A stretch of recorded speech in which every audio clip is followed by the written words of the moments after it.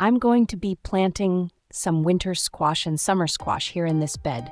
So when it comes to interplanting, a lot of people say that it's not good to plant cucumber, which is right back here with squash, because they're too closely related and they can attract too many pests, and then you'll have a problem. But that's what I'm going to do right now, just because honestly, I don't have a lot of space to put this squash, and I want to get more squash in the ground. It's one of my favorite things to grow. Ooh, they're prolific and they're good eating. I don't have a lot of space to put them, plus I want to try to test this and see if it's actually true. Are we going to have a problem with pests by planting these two together? I don't think so. I mean, I already have a major problem with pests all through my garden, especially with squash, so I got a big problem with squash vine borers. I'm going to test this theory, and I think we're not going to see much of a difference. What I could end up seeing is a problem with cucumber beetles. We do have sometimes a problem with those as well, and having squash right next to cucumbers could attract them and make a major problem. But I'm not sure. We're going to test this out and see how this works.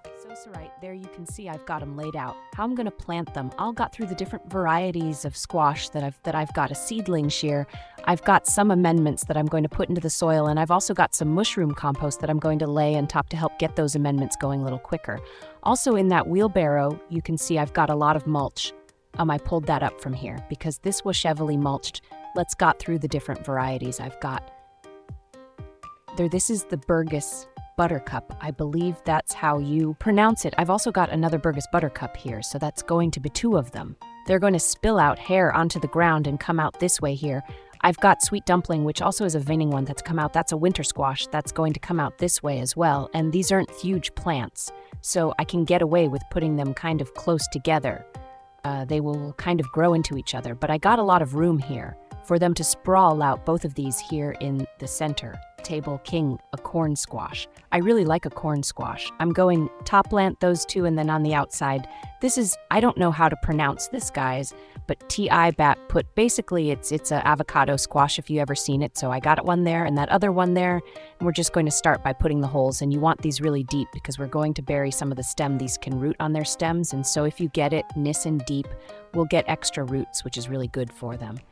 So all right, now all the holes are dug. Let's go ahead and start amending. Going to start with blood meal here. That's going to help with the vegetation growth in the beginning here. I want to get them starting fast, handful. Here, sprinkling maybe a quarter handful in each hole, maybe a third next. Probably the most important is bone meal. That's going to be for root development. It's going to really help, and we're going to do pretty much a half a handful each hole. And then this is all-purpose type fertilizer. It's a 624. It's got everything. It's made from chicken manure, hues, whatever all-purpose I'm doing about a half handful each, maybe a whole handful. These are heavy feeders, so you really want to feed them well, and then you always want to press a little bit to get contact with the roots. Make sure there's no big air pockets. Now let's vent that out. Now we just need to water in. Okay, one other thing I'm going to do is add this Mora Bloom and also the fish plant foods. So these two are going to give some nutrients right away.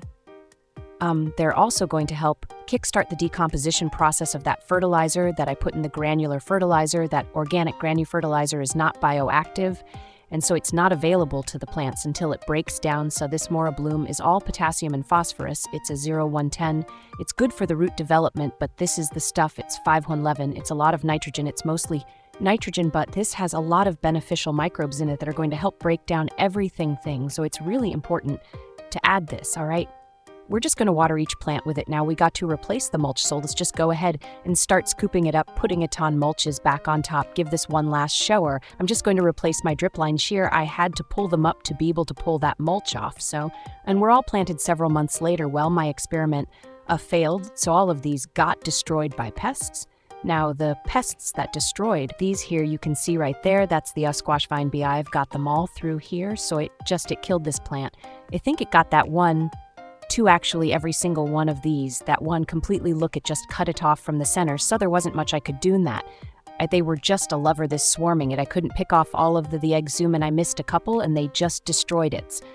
How this one got the tail a little bit, you can see, but it's still kicking sort of. I don't know if it's going to produce or not, we'll see, but it's definitely not doing well. Oh, the heat is probably the problem, so these cucumbers are getting blasted by the sun. I really probably should have put up hash at a cloth here. They would have done a lot better, but they're getting blasted, and so they're stressed, they're not doing well. You can see I've got some disease going on these, and they're just getting destroyed. I'm not sure if this kind of proves that you can't grow squash and cucumbers together. Maybe it does. I mean, it does. That's the whole point. It's okay. Well, if you grow them together, they're plagued by the same pest. You're going to get an overload of pests, but I would think that the same thing would apply to growing multiple cucumbers in the same bed. You have a lot. You're going to get more pests unless you can keep up with it really well, which I couldn't do other than spraying pesticides, which I don't want to do. I really couldn't keep the pest pressure down, and I think that would be the same. Whether I planted this or not, because the pests that killed this year, the squash, vine borers, they really don't mess with cucumber at all. Maybe they would, I don't know, but I haven't de Singaloni come over. I don't have any visible signs of the month of cucumber.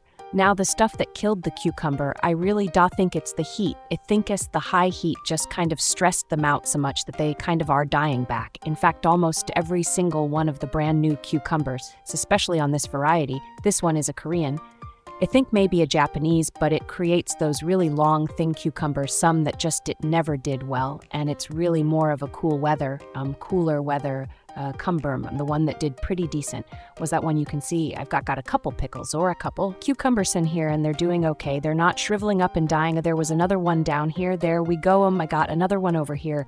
That's also a homemade pickle, or I think that's what it's called, homemade pickle. That one's ready to pick. Actually, there we go. So I'm getting some, but I think that's what killed it, is just the heat.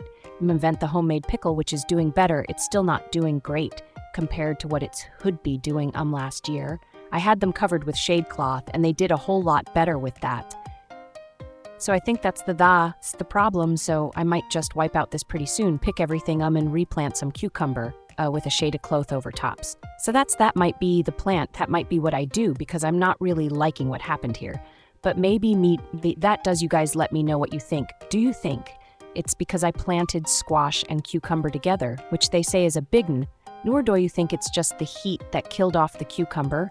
I mean, anytime I plant squash, they usually die pretty quickly, although this was quicker than I've ever had it didn't Vegeto produce, but I've gotten some production off my squashes, but this one nothing. Now, if you guys like this kind of content, please subscribe and hit that bell notification for future video updates. Also, if you could hit the like button, it would really help me in the channel.